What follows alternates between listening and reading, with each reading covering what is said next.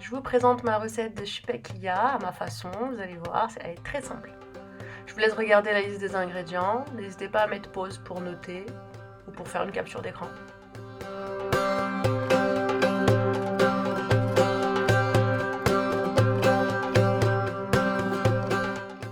Dans un mixeur, mixez le sésame jusqu'à l'obtention d'une pâte, le mettre dans une grande assiette. Ajoutez-y le vinaigre, ainsi que la fleur d'oranger, ainsi que le beurre fondu et l'huile, le mélange d'épices et la levure chimique, et mélangez le tout.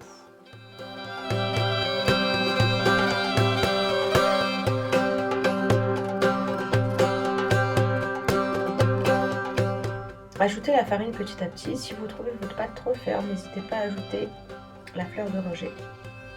Mettez dans le robot pour aller plus vite et vous allez obtenir cette forme de pâte. Je vous montre.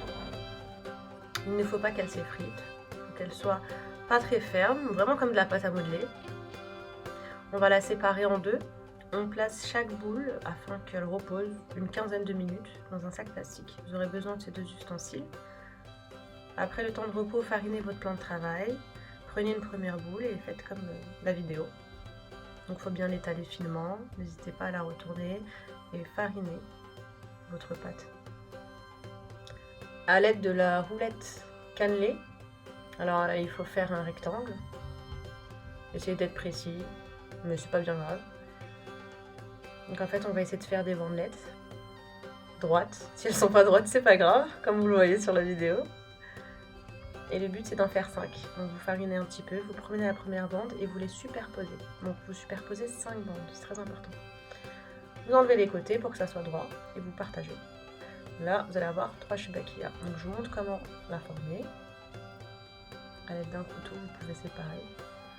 Voilà, vous fermez bien les bords, vous appuyez bien parce que lors de la friture ça peut s'ouvrir. Placez les shpekia sur le plateau. Continuez avec le reste de pâte et ne jetez surtout pas les restants de pâte. Mettez-les aussi dans un plastique, encore une dizaine de minutes et retravaillez-les ensuite. Faites frire les shpekia dans de l'huile de tournesol. N'oubliez pas de chauffer votre miel au préalable avec un petit peu de fleur d'oranger. Après les avoir frits, vous les trempez directement dans le miel et puis vous saupoudrez de sésame. Bonne dégustation, avec modération.